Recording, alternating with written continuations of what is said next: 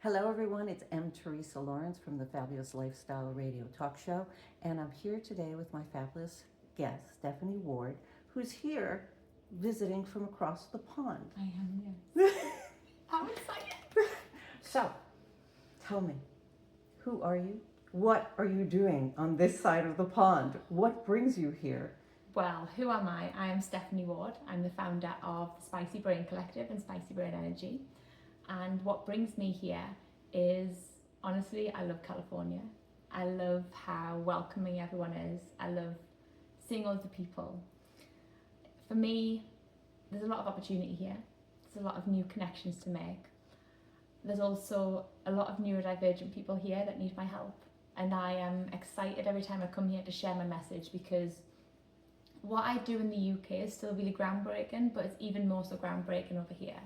There's been some really damaging narratives around neurodivergence lately. Okay, I want you to stop and explain to everybody what neurodivergent means. Absolutely. And what your Spicy Collective is all about. Yeah, so neurodiversity, when we think of neurodiversity, it's about all of the different neurotypes within a brain. So every single person on the planet is neurodiverse. Neurodivergent is the people who diverge from the norm. So that's your autistic people, people who have ADHD, dyslexia, dyspraxia, and dyscalculia. What I do with my business, we have two sides to it. So the Spicy Brain Collective is a community, and it's basically like a big hug.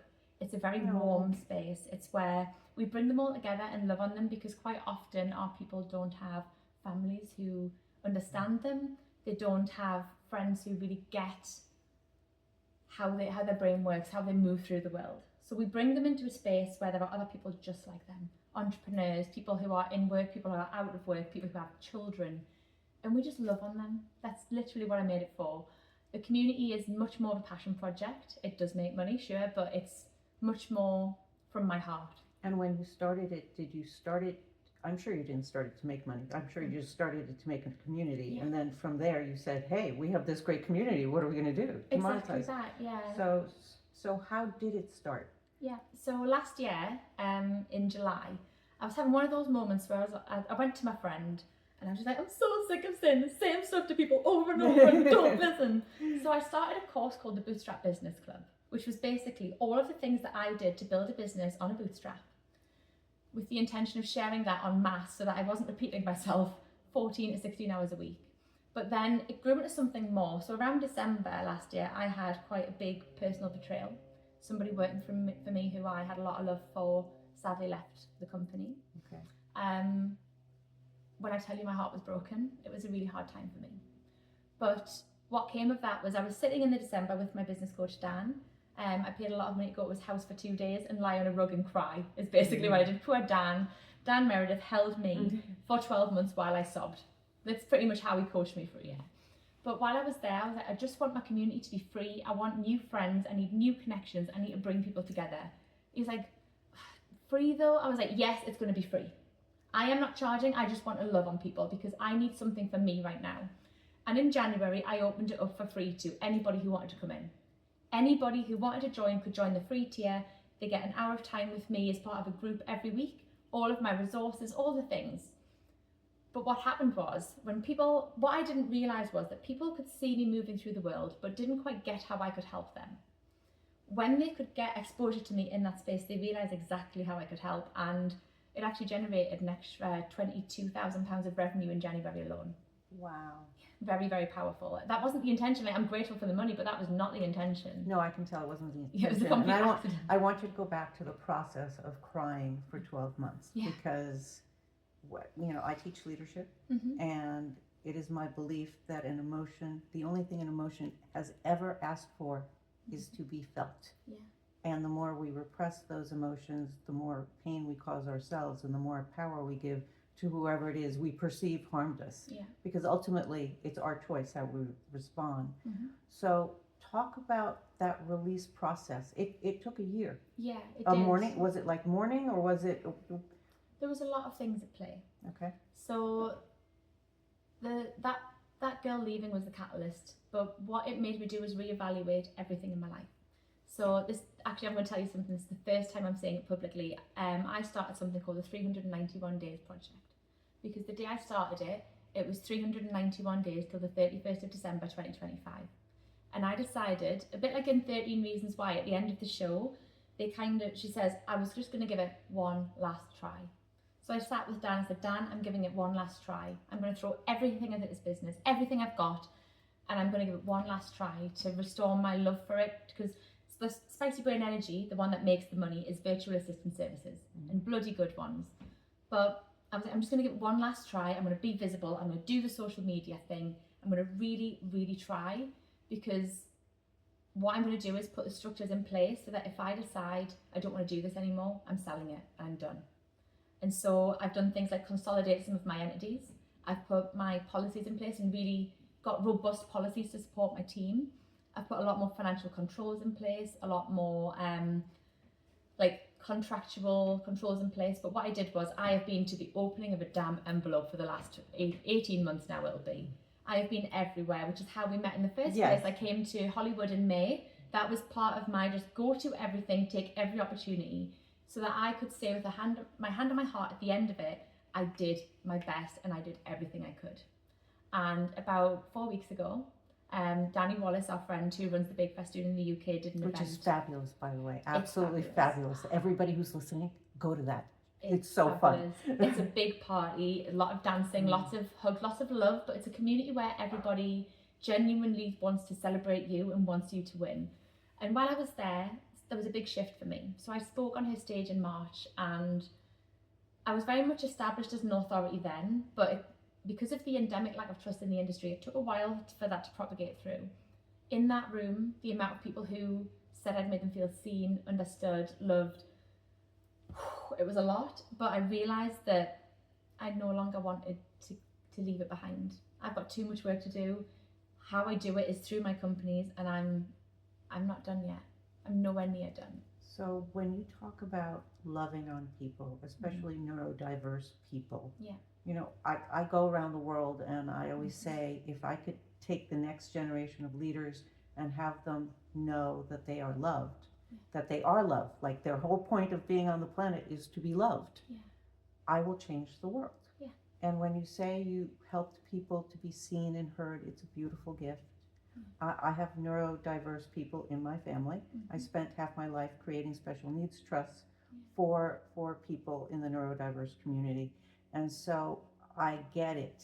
And you are giving them a voice and you're helping them be seen. But tell me, because I want to know more about the process. So this started, but where were you before you started this 3 years ago? Like, what's the backstory? In fact, it was even further back. It was 5 years ago when I started when I first went all in, like ass deep in my business. That was in October 2020.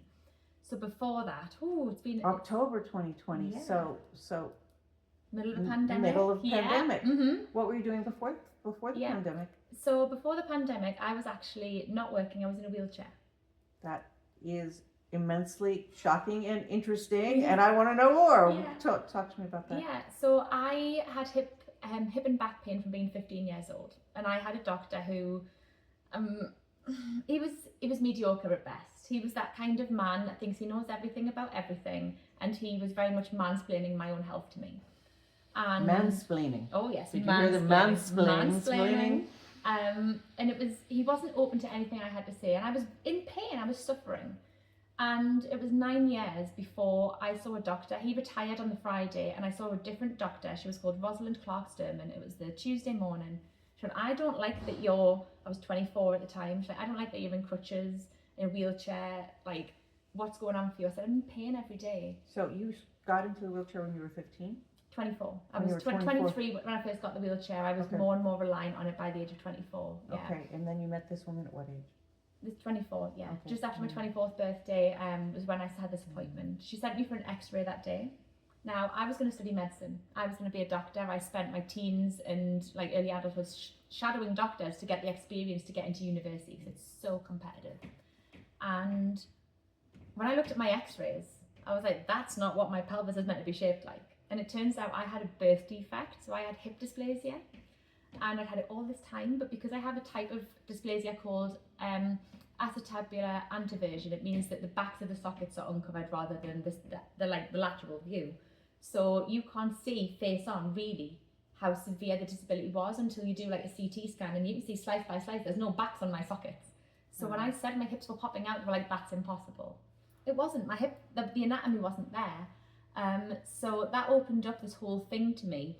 So it turns out there's a really cool guy called Mr. Ajay Malvaya, who is my orthopedic surgeon. He was the second best in the country at the time. He's now the first best because his mentor retired. Mm-hmm. And he is on my doorstep. And that man has surgically rebuilt my pelvis. He has changed my life. I owe that man everything I have, because if it wasn't for him, I probably would not be walking. I would not be doing what I'm doing. I was on a heckin' dose of painkillers for a long time, a lot of morphine. It wasn't very good. But yeah, so I had a small surgery in 2017. I had the first reconstruction in 2018, and I had the last one in August 2020. So it was meant to be the 2nd of April 2020. And I got a call the 23rd of March, like, don't worry, I know there's this COVID thing, but we're still doing surgery. I was like, brilliant. 24th of March. Okay. 24th, they call me. Yeah, no, change of plan. It's actually a lot worse than we thought. I was devastated. I'd waited 2 years for this operation. I just wanted to get on with my life, right? So I was absolutely devastated. Anyway, August, they call me. We're doing operations next week. Do you want in? I was like, yes. So I immediately went into lockdown. So I had to go into isolation for 2 weeks, it ended up being, before I could have the surgery. I was in hospital 3 days, and then I had another 2 weeks of isolation because the Delta variant, that said something like there was like a 90% fatality rate for surgery patients if they caught the Delta variant. So they were like, you can't see anybody. The COVID Delta variant. Yeah. Yes, I remember. Like, you can't see anybody. You need to stay in the house and see nobody. A week after I had the surgery, my wound opened up, and I had the sort of stitch material was coming out. They're like, can you come to the hospital? I was like, girl, I can't get to the toilet on my own right now. Like, no, I have my pelvis broken in 3 places. So they're like, oh, well, we can send a nurse once a week. So I was off my face on painkillers. I had no control. So I'm trying to like do this wound care. Like I was a lot bigger than I am. So there was fat in the way. There was morphine here. So I'm trying to put this dressing in my groin. It was the funniest thing. So I have a really bad scar in that side, but I got my mobility back. Now this surgery, it took a full year for recovery. I nearly didn't get my mobility back. But this one, 11 weeks, and I'm bopping around. So I said to my friend Nikki, I was like, I don't know what to do. Do I go back to work? She's like, try being a virtual assistant. And when I tell you, like, this is awful, I said, Nikki, I'd rather poop in my hands and clap. Like, I do not want to do that. That sounds like my idea of hell. She was like, I know it does, but do it anyway. I was like, okay, sure. And I do this thing where I say I can't do it and then do it anyway. It's a whole pattern that I have. So I went on Facebook and I put a Facebook page out. I was like, these are things that I can do. Who wants it? And somebody hired me the same day. And her name was Liz Taylor. She was a maths tutor, still is a maths tutor, based in Cambridgeshire. And between her and my best friend Anna singing my praises, it gave me the confidence to just take my business forward. And now I can proudly say I am one of the only 7-figure virtual assistant companies in the UK. We are the only one that exclusively hires neurodivergents. We do great things for other opportunities, but I'm really proud of what I've created. But yeah. Okay, so now I want to go back because I'm listening to your story and I'm thinking to myself, you know, we all think that we want things, but when you don't have health and you don't have mobility, that is the one thing that you are constantly thinking about and constantly want in your life. Yeah. So for everybody listening, this beautiful human, I mean, truly, because I'm glad I asked you what happened before COVID. We would have missed the whole wheelchair, you know, mansplaining, the whole thing. It takes courage to trust in an operation of that level, because she reconstructed her pelvis. This is not like I'm going in, you know, to have a little knee thing happen. This woman couldn't walk. She was on pain meds, and that's not life. And so I, you know, thank you for sharing with the audience that, you know, it was worth taking that risk. And if anybody remembers that time, it was a horrible time to be in the hospital. And I know because, you know, my journey started because everybody during COVID started passing, and also during the Delta variant. Yeah. And I mean, I can't imagine what it must have been like in in London. I only know New York and Oregon because that's where I was. And I just have to tell you, so nobody else was flying, but I was flying because nobody else could take care of the people. Yeah. And there was nobody on the planes. There was nobody anywhere. Wild. So what a wild journey. Can you believe it's like now and I'm touching her people. This is happening. And I'm alive and well. And so the weirdest thing about being in hospital, I wasn't allowed to visit her, right? So it was really lonely. But it was so funny. So my Auntie Karen was a cleaner on the ward. So I was that's like, wonderful, oh God. wonderful. I had Karen for 2 days. The first day after the surgery, I was in intensive care. And she made me a cup of coffee. I was like, and it was the best coffee in the world, right? And I was so excited about this cup of coffee. But the problem is that because I'm ginger and because I have ADHD, I have a much higher resistance to anaesthetic, so it takes a lot to take me out. It takes quite a high dose of meds to keep me asleep. So I woke up, I felt a bit sick, but I didn't really think anything, because I'd warned them. I was like, I need these 3 drugs to stop me vomiting after surgery, and I just assumed they'd done it. They had not. So I have this coffee, and I'm just like, coffee comes back up. And my painkiller ass was like, can you wash it so I can drink it? Really, like, I can't wash the coffee out of the vomit, Stephanie, you can't do that. And so I was devastated that my coffee was in this bowl. She made me another one. It was not the end of the world. But the main thing was that they didn't have a lot of food options because they didn't have like catering staff in. I ate 6 tuna sandwiches in 3 days. I have never eaten one since. I will never touch a tuna sandwich again. But the main thing for me, which was a concern, when I got discharged after the left side, they didn't give me the right painkillers and I ended up really suffering at home. So I said to them, I'm not leaving this establishment without the right painkillers. I knew what I needed, because in the UK they give you fentanyl on a pump. Before the surgery I was like, do not give me that, it makes me aggressive. I mean, it's very well controlled, it's not dangerous when it's administered correctly, but it makes me aggressive. And I was like, people are going to misunderstand my intentions. I'm a kind person. Fentanyl makes me sound like an absolute troll. Okay. Do not. So they gave me morphine on the pump, but to go home I needed the delayed release morphine because otherwise I'd be swigging it out of the bottle all day. And they're like, we don't do that. I was like, you will, or I'm staying here. Because I need to be able to look after myself at home. My partner at the time was a police constable. So he wasn't at home, he was in work every day. Right. I couldn't have friends visit. My little boy would have been, how old was Jack? 8 at the time. And he was with his dad because I was isolating. So I was in the house on my own. Like, my partner at the time would leave snacks on the bed, and that's what I had to eat all day. I couldn't do the stairs. My postman, against best advice, would come in and bring my post to my bed because he knew I couldn't answer the door. And like, that was so cool. That was beautiful. Andy's a wonderful guy. He was instrumental in my Hello, recovery. Andy, because you're going to see this. I know you are. He is. I love him. So I want to know about your community. Describe to me the neurodivergent people in your community, because like I've only heard some of it before this, and it's lovely. Yeah. You know, especially the woman who loves planes. Oh my God, so that's Abby. So she works for me, and honestly, so my team, all being neurodivergent, all have their own quirks. But the reason I like to employ neurodivergents is because they bring a different skill set.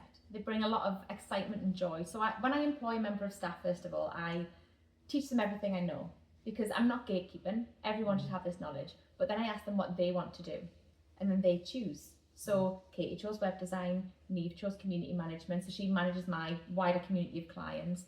Abby chose design work, Chloe does writing, Nadine does tech. They all choose what they want to do. And it means that in terms of like someone like yourself, you get better bang for your buck because it's someone excited about what they're doing for you. It's someone that is genuinely thrilled to be working on your project. And it's the best client experience. But in terms of the community members in the Spicy Brain Collective, there's about 300 of them at the moment. We've got people as far away as Australia, which is exciting. No, that's a really interesting question. So they're not all based in London. No, they're all over the place. Yeah. Okay. Anywhere in the world you can join. The one thing that governs how much you can engage is that we have what's called a rousing pep talk every Monday morning. And I called it arousing because it sounds funny if you say it fast. Arousing. But the whole point of it is, like, when you work in a company, you go into work on a Monday morning and you can talk to your colleagues. My people don't have colleagues. They don't even have a family who necessarily understands. So they can't just like get excited with someone. So I give them a space to do that. So every Monday morning, 9 a.m. UK time, they can come together and we talk about what went well the previous week. So celebrating wins, first of all. Then usually what I'll do is share some sort of giant imparting of wisdom. So I have quite profound realizations daily because I feel everything quite deeply in my soul. So if something bad or good has happened, I'll talk to them about what I learned from that. And I'll invite them to share what their reflections are, because it's really important to get other perspectives as well in terms of validating one another. Quite often people have lived through the same things. And at the end, we all put up our diaries because we're all time blind and nobody knows what day of the week it is, let alone anything else. Yes. And we look at what we've got in the week ahead and what we're excited for. And it's great because people can be like, oh, well, I'm going to this event this week, I'm really excited for that. We can get really intentional about what they do there. One thing that always completely blows my mind is there'll be people in that call who'll say, oh, I've got a call with Steph this week, I'm so excited for that. And it's like, because every time people say things like that, I find it just so warming and humbling that they find that I have that impact on them. Like, I still wake up every day completely in awe that this is what my life looks like. The fact I'm in California, in America for the third time this year, despite never having flown long haul before this year. All right, so now I'm going to switch subject and go back to the second thing you were talking about, saying yes. This has been was it 18 months of saying yes? 18 months of going yes. all in. So let's talk about the beginning and then talk about, you don't have to talk about all the events because if she's all in, she's all in. I've seen her at like 5 different events, so she's like everywhere. But talk to me about what you said yes to, the people you met. What is the experience of saying yes? Because I know that there are people listening, because I've been there where I'm like, I'm not saying yes. I'm scared to say yes. I don't want anybody to know my name. I can't believe what they're doing. And I have friends of mine who honestly thought I had lost my mind. So this woman gets it. And so there was a Bruno Mars movie, don't judge me, just watch. That was his line, because at some point I was like, I'm going to keep doing what I'm doing. You may think I'm crazy, but I'm going to go for it. So I want you to talk about saying yes, what that was like, who you met, what happened as a result of saying yes, what doors opened, what doors closed, what left, what friends left, like the whole yes. Yeah, so the first thing I said yes to, I've said yes to quite a lot of things, even before the big events of last year. So in June, there was a few different things. I got invited to a big meetup with a bunch of neurodivergents from TikTok. What I learned was that some people are only out to hurt you. It was awful. So there was a guy who was making unwanted advances towards me. He was touching the outsides of my legs, which have no nerves in them, and I found it uncomfortable. And I asked him to stop, and he didn't. So I said to my friend Jason, I was like, hey, like, this is happening. Jason was like, I'm going to stand up. When I do, I'm going to sit between you and this guy. And Jason, he's a really, really gentle guy. He will see this. Jason is one of my favourite people in the world. Jason sat between me and this guy. So the guy was reaching around Jason's back to touch me, and I'm like, ugh. Anyway, me and Jason buddied up. We just supported each other. He had a few people that were sort of interested in him. We were just wanting to just do our little own quiet thing. What happened off the back of that was somebody accused me of being predatory towards him, which was completely inaccurate. Towards the man that was touching you? No, towards the guy who was defending me. Yeah. It was excruciating. When that didn't stick, she told people I screamed at a homeless guy. Like, me screaming at a homeless guy? Like, come on, I'm the person that will hug the homeless guy against best advice. The next thing, when that didn't work, this woman went to a man and said, this lady's working in this government work stream and I don't trust her. Can you investigate? And this guy said, honey, I'm going to stop you there. I'm one of our clients. So that backfired on her. It didn't go any further forward, but what happened was that I realised some people just don't want you to be okay. And there's 2 ways I could have responded. I could have really gone defensive and I could have gone into myself and been like, I'm not going to put myself out there. That was my first experience putting myself out there. Wow. But I decided, actually, you know what it is? I'm not going to let one miserable woman who's clearly got her own stuff to deal with make me feel less than. So a few weeks later, I went to Atomicon in Newcastle. I wasn't meant to be there. I was given a free ticket. Atomicon, what is that? Yeah. What is that event? It's basically a business conference that's sort of like around marketing. It's a very big event, 1,600 people in a huge, like, silvery glass dome. It's beautiful. And like I say, I wasn't meant to be there. I got a free ticket. And that's when I met Danny Wallace for the first time. So I'm coming up the flight of stairs as she's coming out of the auditorium. I'm like, I've read her book. And I'll never forget, I said to her, oh my God, can we get a selfie? And she said, I'd be disappointed if we didn't. And I just knew that woman was going to make a difference in my life. I knew that what she was going to do was change things for me. So I left Atomicon feeling really buoyed up, feeling very excited. The summer happened and some things happened in terms of betrayal that really threw things off a bit. But I was like, you know what it is? I'm giving it one last go. I went to Ideas Fest in September and Danny had a stage there. And when I saw how she does her events, it's like when you approach the tent, there was a bunch of people in bee costumes all dancing, celebrating. Danny is so fun. Truly, she is the queen bee. And I know because I saw that, I'm like, I'm the queen butterfly. She is. But it's like these people stand and welcome you as if they are celebrating the fact you chose to spend your time in their tent. I was like, these are my people. So when I saw that there was a way to work with Danny, I was like, take all of my money, every bit of my money. I want to do that. And it has been the best financial investment I've ever made in myself. It's what's given me the confidence to share my story in a way that serves me, in a way that serves the world. But yeah, so I did the training with her. I went to training in person in Birmingham with her and met some really great people there. I went to a VIP day at her house in December and I met two people there, Ben Franklin and Regina Martin. And there was just three of us there with Danny, and the two of them have become my fiercest friends.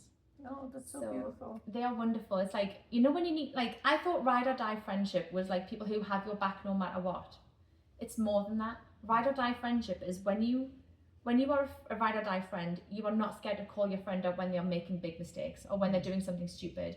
Like if Ben and Regina think that I'm being an idiot, they'll say, we love you, but also pack it in. Stop that immediately. And it's having someone with confidence to say that and knowing that they still love you. They just want the best for you. They want the best for you and they want to correct you so you don't trip yourself up and lose your way. And that has been so powerful for me, having those friends, because what that meant is that's how I ended up here in May. So in March, I spoke on Danny's big stage and that was incredible. I did a lot of little events in the run-up. But Danny's event in March really elevated me. It put me exactly where I was supposed to be in terms of, I know how good I am, but the world didn't know. And Danny gave me the space to share that with all of my disabled glory, putting me on a stage where I could really step into my authority. So I met someone there called Lisa who does my merch now. She's wonderful. She does some of the most amazing merch. We went for a spa day in May and we had such a great time. When I left, I texted Danny, I was like, hey, thank you so much for introducing me to Lisa. I've had the best time. I just need another festoon to fill up my cup. Why aren't you coming to Hollywood next week? I was like, because it's 7 days away, honey. Oh, wow. Yeah. Wow. She was like, get yourself there. We'll figure the rest out. So I called Ben because I knew Ben was going. I was like, how are you getting to Hollywood? And he's like, why? I was like, because I think I'm coming too. He's like, oh my God. Okay, so he added me on his hotel room. He helped me get flights sorted.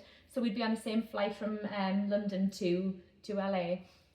And I was going. I had my Esther 2.5 hours later. I was like, oh. So now I need to interrupt and talk about investing in yourself. Yeah. There is a myth about entrepreneurs doing everything alone and figuring out how to do this and how to do that. And because I really started my journey, this is my 3rd year in, I have spent so much money on coaches. And I know good coaches, I know bad coaches, I know coaches that aren't really coaches, right? But when you say you met Danny and you said, this one is going to help me and I'm going to invest in her. Yeah. So I want to share with everybody that in order to move to the next level, you have to trust that there is somebody out there that's going to help you. And so being part of the mastermind, being part of a group, being part of those people that call you out, that's what you get in a mastermind. And there are so many out there. Choose the one that's best for you. But make sure you invest in yourself because you are worth it. That's, you know, if I actually shared with you the amount of money I spent on all these coaches last year, you would go, wow. But it's true. That's what we do. The thing is, like, I will say with one caveat is that if you are investing in someone, you can't expect to turn up and osmotically absorb their teaching. You have to actually commit to it. Yes. So many people are buying things and just hoping that it's going to be the solution, but they don't want to do the damn work. Like, I'm not scared of the hard work. I don't want to be hustling all my life, but I'm not scared of the hard work because sometimes, guess what? You have to get in on the tools. If I have a member of staff call out sick, I have to get on the tools and do the operational work. I want to be strategic. I like to be strategic, but the reality is sometimes you have to get in the trenches. If you want to upskill yourself, you cannot expect things to just absorb into your skin. You have to do the work. If you're going to put a 5-figure investment into another human being, or even a 4-figure investment, you need to be committed to the work. It doesn't just soak in and hope for the best. You have to work through that process. And what I can say is with the work I did with Danny is that I worked through the process, I learned, and I can now make sales from a hammock. Because so what she taught me with my speaking skills was that I know what to say and how to say it so that people see what they need to see from me.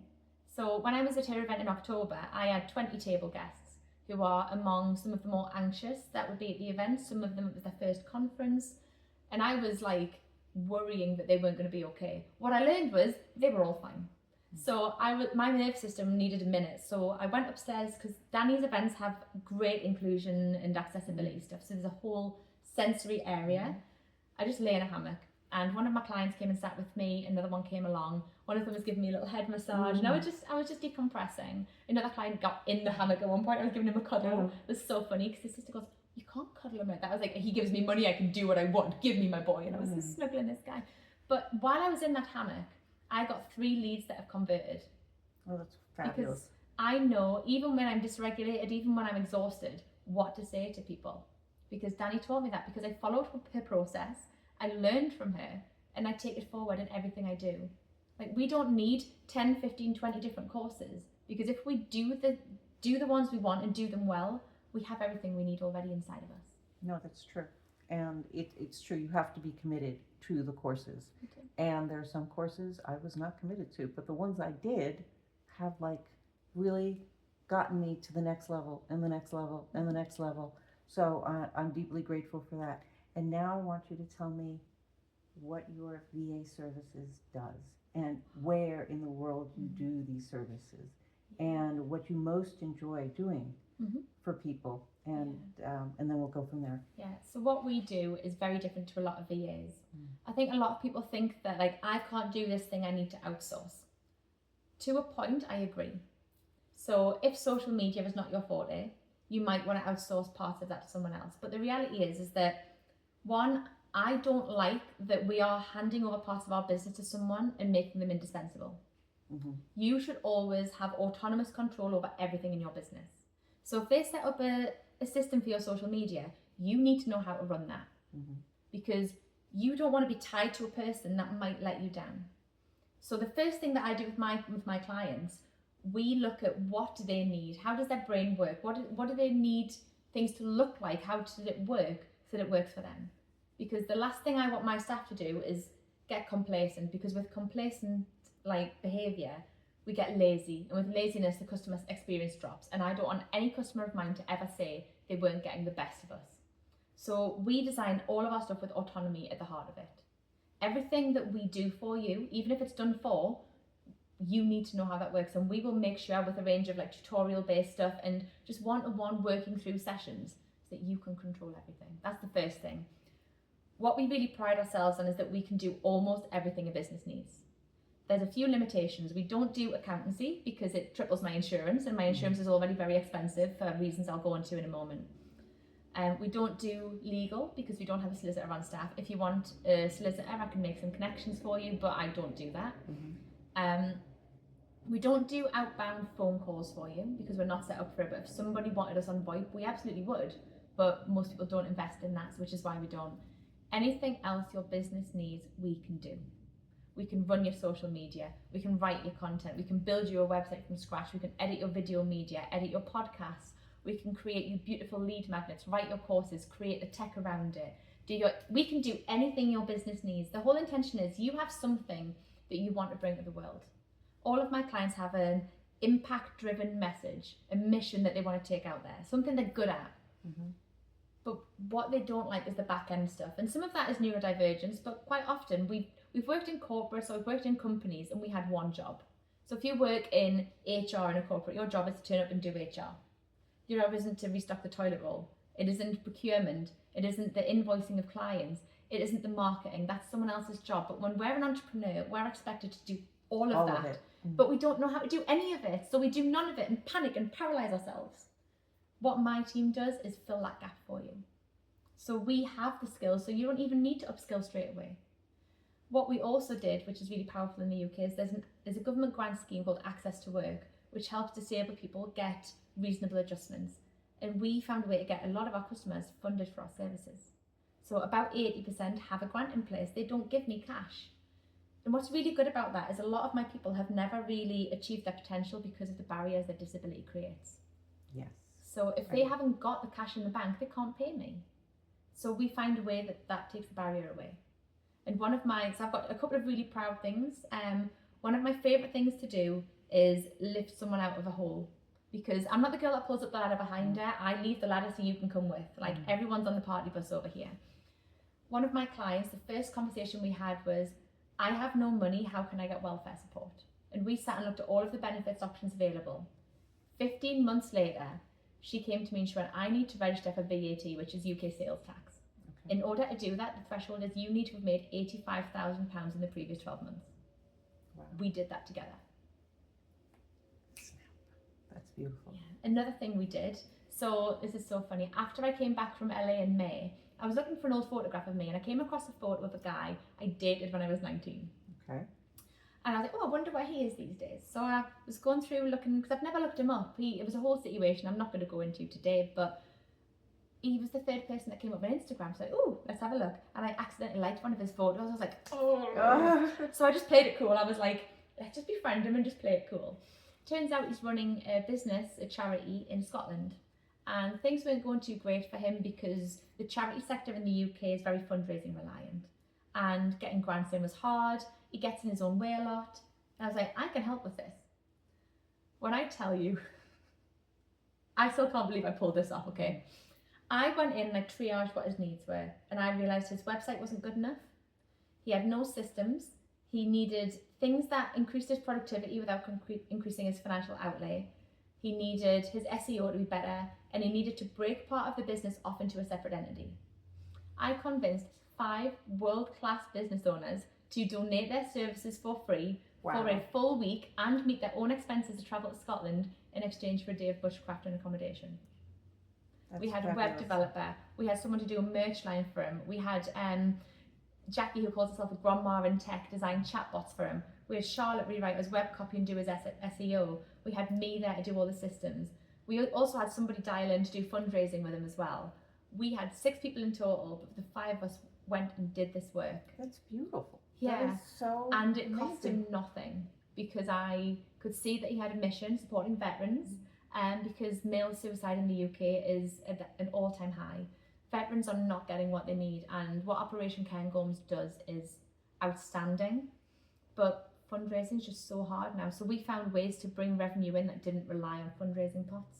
We just made it all better. So we went in for a week and we went out. And the thing is that because of the work I do, I get to choose where we give back. And I'm just... No, those are beautiful stories. Do you have one more? I have one more. Okay. So there's this one guy who actually was the guy I met at the big meetup, Jason. When he first came to me, he was feeling very lost. And what I've done with Jason is basically help him find his way again. Help him to, he was very tied to TikTok as a platform. He had 30,000 followers, but he used to post what we call hand grenade content, where you just chuck something out there and let people fight in the comments. And it wasn't his people. And it's probably the most rogue advice I've ever given, but I was like, delete your TikTok account. He had a monetized TikTok with 30,000. I was like, if it's not making you happy, delete it.